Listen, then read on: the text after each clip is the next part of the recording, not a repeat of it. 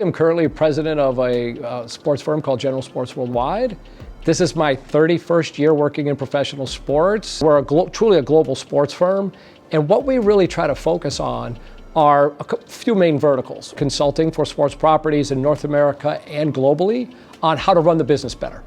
Because our leadership team are all people who have led at the highest levels of teams.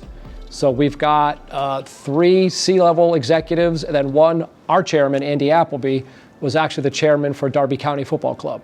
But General Sports focuses on, athlete representation, mergers and acquisitions, executive recruiting, coaching and training. There's a lot of keys that people forget when they're out there recruiting. One of the things we try to recommend as recruiters and also as former leaders when we were building our teams is we really like to find people who've actually played sports. It doesn't have to be the sport that you're working in. If I was running the Mets, I didn't necessarily hire people who worked in baseball or had played baseball. I just wanted people who had played some sort of a sport, whether it was gymnastics, golf, hockey, it didn't matter.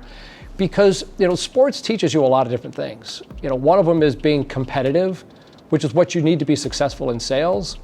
But it also teaches you the value of teamwork and how to be part of a team. More about the culture fit. Because when you're working side by side, for in baseball, 81 home games, you get a chance to really spend a lot of time with your teammates. It's a lot easier when everybody gets on the same page and works well together. When you think about departments, I think the one that gets overlooked is group sellers. When group sales is done right, I think that can actually be the most translatable to premium, because you're making cold outreach to an organization. You're trying to understand what their organizational needs, wants, and goals are, and trying to blend that with the individual needs and wants of the decision maker that you're talking to. I think if you could find that person in hospitality or within a hotel who also has the killer instinct of a new business rep, which is hard to find, if you could combine those things, you would have an absolute killer of a premium rep for sure. The other thing we looked for was intellectual curiosity. We wanted to make sure that we found people who were very curious about how the business works or how business works. It doesn't even have to be the sports industry. People who are maybe interested in real estate, people interested in finance, people who are curious and wanting to know how things worked. I like that because they bring a much different perspective to an organization as a salesperson or a sales leader potentially, to really say, well, this is how it works for Amazon, Apple, the auto industry. This is what they're doing, because they're so curious and they're always researching and learning, they can pass it on to the rest of everybody else in the organization. There's a couple different skills, because selling B2B, selling premium is sort of the pinnacle and can be a nice launching pad for sponsorship and for partnerships when done right. There's a couple skills. One is being able to have real resolve and self-confidence. Definitely a quality that's emerged recently would be someone who is socially aware. Anybody with a phone could be filming you at any time. So you want to make sure that you're measuring what you say and how you act, because that could be disastrous for an athlete or for someone on the business side.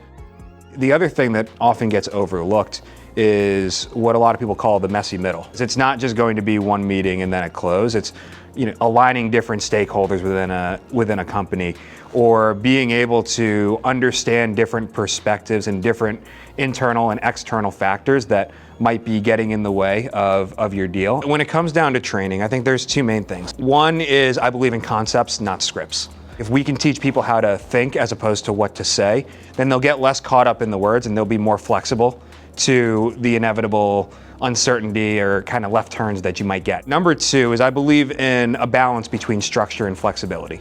We've all experienced through our lives where a team of really talented individuals maybe didn't win, but a team of less talented people who all worked together outperformed and beat that team with more talent. It happens all the time. And that's culture. Our job as leaders is to create the environment where we can teach and coach them to get there. Once you establish that type of culture, it's amazing how people want to come work for you. The word gets out. It's a small industry. Building the right culture develops talent, which attracts more talent.